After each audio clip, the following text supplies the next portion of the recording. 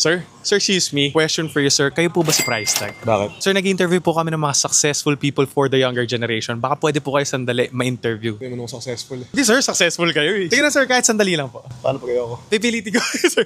Sandali lang, sir. Sobrang bilis lang. Napapanood ka. Salamat, sir. Salamat po. Naglit lang naman, sir. Kahit konti lang. Sige. So, para po sa mga hindi nakakaalam, ano po yung industry natin? Na mga musician, rapper. Meron din po ba tayong business, sir? Meron. Ano po yung business natin? None of your business. None of my business.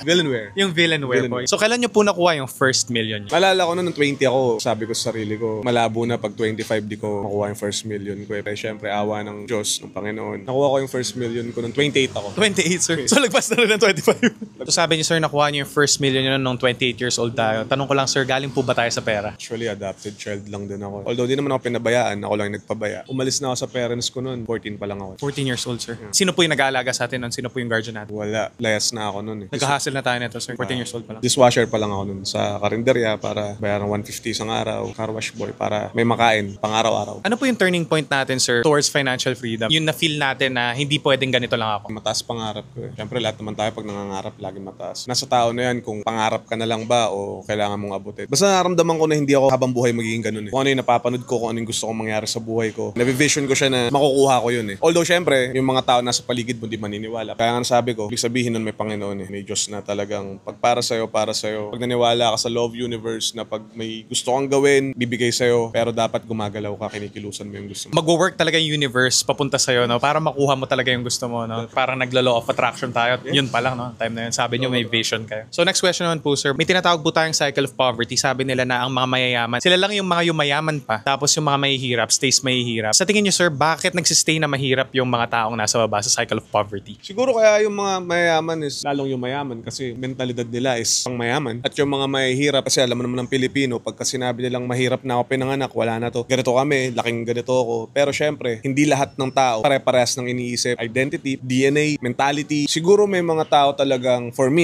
chosen para umalis sa poverty na yon. And at the same time, maging inspiration sila na yung mga nandoon is walang imposible, kaya nilang gawin yung mga bagay na yun kasi etong taon to nagawa niya. It's up to you kung paano mo mabibreak yung matrix ng buhay mo. Nabanggit ko kanina si God. Naniniwala po ba tayo sa Diyos? Sobra. O naman. Nasabi nyo na parang naghihintay lang tayo makaalis sa matrix. Sa tingin nyo, Diyos din yung dahilan kung bakit kayo nakaalis sa matrix? Ganun. Oo naman. Yung magiging ako, meron na yun. Yung pinapangarap kong ako, nakikita ko na yun noon pa. Yung bahay, sasakyan, pera, yung buhay, yung lifestyle na gusto ko. Feeling ko meron na talaga yun. Nasa akin na lang talaga kung paano ko siya abutin. So doon mo mabibreak yung matrix. Parang naisulat na ng Diyos yun. Nakasulat na yun sa tadhana. Siguro may mga iba, hindi lang nila na break. Kailangan ipakita lang natin na deserving tayo kay Lord.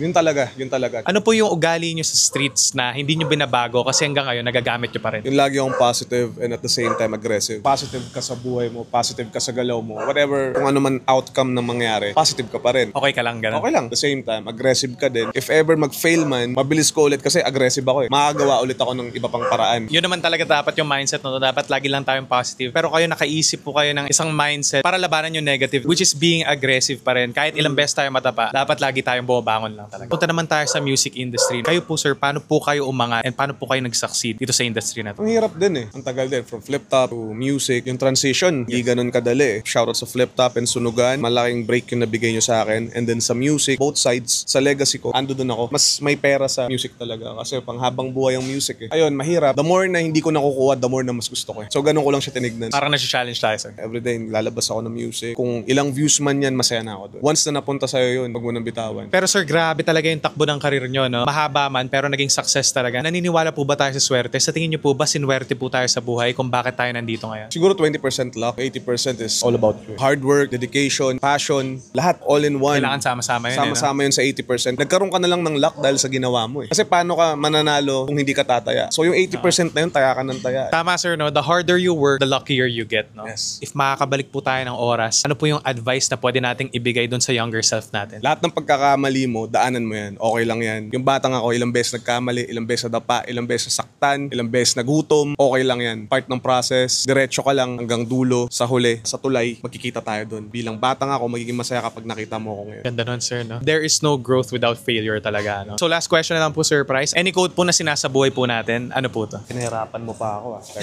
Alam ko meron sa cellphone ko nun eh. Sinave nyo sir, para araw-araw natin makita. Nag-ano ako sa cellphone. So eto, damahin mo yung hirap, mahalin mo yung sakit, dahil lahat ng yan, magiging madali na lang sa'yo pag nakuha mo yung mga tagumpay sa buhay mo. Nilagyan nyo talaga dyan, no? Ninotes nyo talaga, sir. Meron ako kasi ano rito. Ano po ibig sabihin yan, sir? Pain is beauty para sa akin. Minsan masarap masaktan eh. yan eh. Minsan masarap mahirapan eh. Doon na ako lumaki. Pag may mga bagay na mas mahihirapan ka at masasaktan ka, wala na lang sa'yo yan eh. Madali na lang yan. Lalo na pag nakuha mo na yung tagumpay sa buhay mo, yung gusto mo mangyari. Sobrang gaan na lang ng iba. Tama yun, sir, no? Pressure is a privilege. Mas satisfying pag nakuha mo na siya. You have a wonderful advice, Sir Price. So thank you so much for your time. So, salamat. Pleasure to meet you po. Pleasure.